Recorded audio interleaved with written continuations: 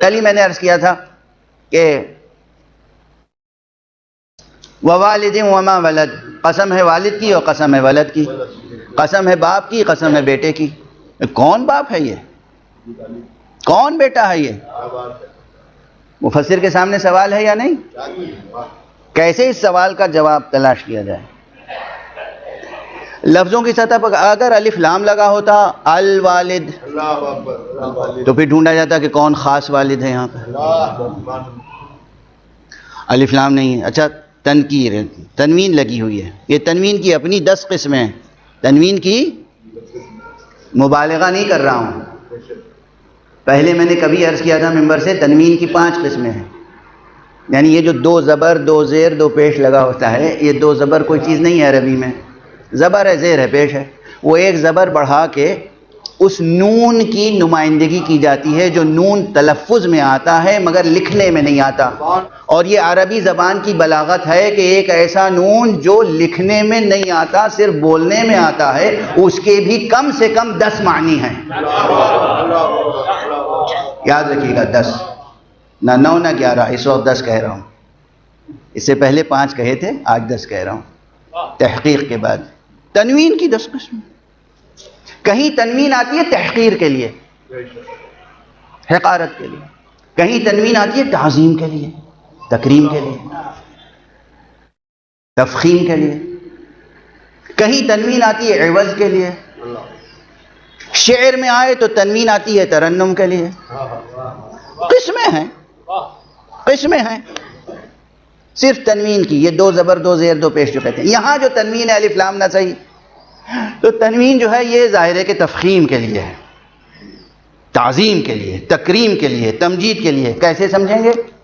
اس لیے سمجھیں گے کہ اللہ نے کہاں پر استعمال کیا ہے، ووالد وما ولد، قسم کھائی ہے نا، تو قسم کھائی ہے، تعظیم، اس کا مقتضا یہ ہے کہ تکریم و تعظیم ہو رہی ہے، کسی حقیر چیز کی تو نہیں قسم کھائے گا خدا۔ اب اگر کسی کی تعظیم و تکریم فرما رہا ہے پروردگار تو وہ کون ہو سکتا ہے؟ کیا وہی جس کے لیے ابھی میں نے شعر پڑھا تھا، ابن علی کی زندگی شرح صفات آدمی، ابن معاویہ تجھے کیسے میں آدمی کہوں؟ کیا کسی ایسے باپ اور ایسے بیٹے کی قسم کھائی جا سکتی ہے؟ واضح ہے؟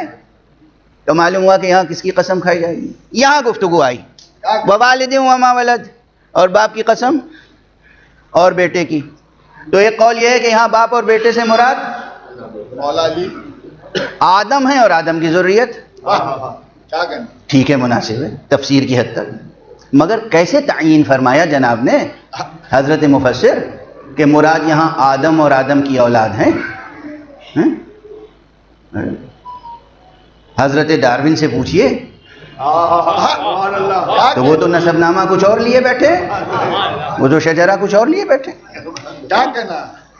سوالات قائم کر رہا ہوں، وہ دلیلیں دیں گے۔ صاحب آپ کیسی بات کر رہے ہیں؟ کیا ڈاروین کی تھیوری یہاں قبول کی جا سکتی ہے؟ کیا یہ قبول کیا جا سکتا ہے کہ انسان بندر کی اولاد ہے؟ ہرگز نہیں۔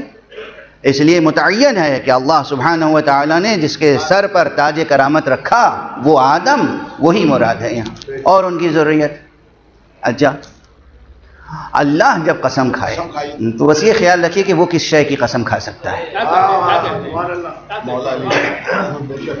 آدم اور آدم کی ذریت کہیں گے تو پھر وہ کہاں سے بات لائیں گے کہ کیسے قابیل کو نکالیں اور حابیل کو شامل کریں؟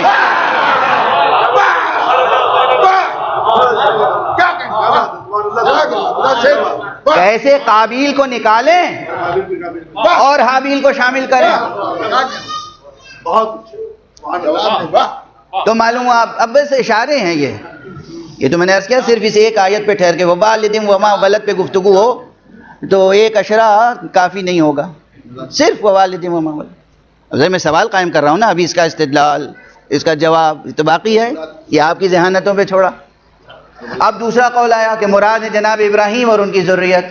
یہاں قبول ہے، اسی لیے میں نے کل پورے اعتماد سے کہا تھا کہ ظاہر یہی ہے۔ کیوں؟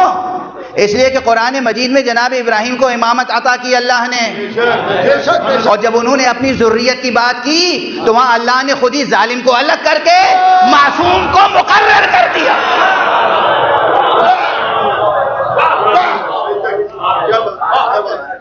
قرآن خدا آپ کی ذہانتوں پر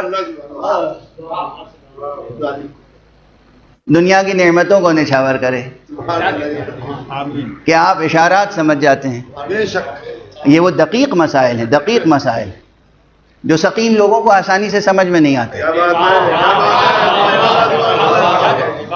تو جناب ابراہیم اور ذریت ابراہیم، جب جناب ابراہیم اور ذریت ابراہیم مقرر ہو گیا ظاہر، تو اب باطن بہت آسان ہو گیا. اب باطن کی تلاش کی ضرورت کیوں ہے؟ ظاہر مقرر ہو گیا تو بس کافی ہے. ضرورت اس لیے ہے کہ قیامت دور ہے. ضرورت اس لیے ہے کہ خود جناب ابراہیم کو جب امامت ملی تو انہوں نے اپنی ذریت کے لیے امامت خدا سے طلب کی، اور ذریت کے لیے اسی لیے طلب کی کہ قیامت دور تھی، قیامت دور ہے، ہر نسل کو ایک امام چاہیے.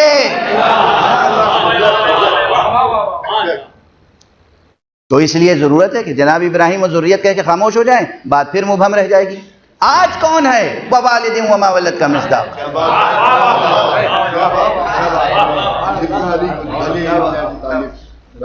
عہد پیغمبر میں کون تھا ووالد وما ولد کا مصداق؟ تو ایک کلی مفہوم جب قائم ہو جائے تو اس کلی مفہوم کے مصداق کی تلاش ہوتی ہے. ہر مفہوم کو ایک مصداق چاہیے. مفہوم جب مقرر ہو جائے تو مصداق کی تلاش کی جاتی ہے. اگر مصداق میں مفہوم صدق کر رہا ہو تو کسی عاقل کے بس میں نہیں ہے کہ اس مصداق کا انکار کرے.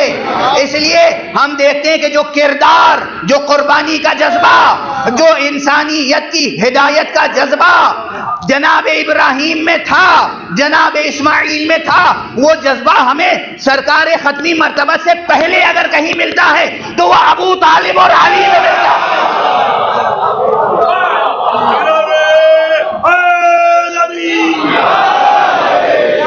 ٹھہریے گا، فوراً ایک حیرت، ایک ہیجان پیدا ہو جائے. پیغمبر سے پہلے پیغمبر؟ ہاں، پیغمبر نے اعلان نبوت بعد میں کیا. ابو طالب نے فداکاریاں پہلے شروع کر دی. اور جب اعلان نبوت ہو گیا تو پھر، اب میں دہرانا نہیں چاہتا، وہی واقعی بہت عمدہ شعر ہے عربی کا جو ابن ابی الحدید معتزلی کا ہے کہ وَلَوْلَا ابو طالب وابنه لما مثل الدین شخصاً فقاما. اگر یہ باپ اور یہ بیٹے نہ ہوتے، اگر ابو طالب اور امیر المومنین علی ابن ابی طالب نہ ہوتے تو یہ دین اپنے پورے قد و قامت کے ساتھ کھڑا نہیں ہو سکتا تھا. اس کے بعد اب یہ تو ایک، اس کے بعد جو ہمیں براہ راست روشنی ملی روایت معصوم سے، اس میں صراحت کے ساتھ ہے. معصوم نے فرمایا وہ والد وما ولد سے مراد خود امیر المومنین علی اور ان کی پاکیزہ ذریت ہے. وہ والد یعنی علی، وما ولد یعنی یہ 11 ائمہ. یہ روایت معصوم ہے، یہ تعویل غروی نہیں ہے، یہ ارشاد علوی ہے.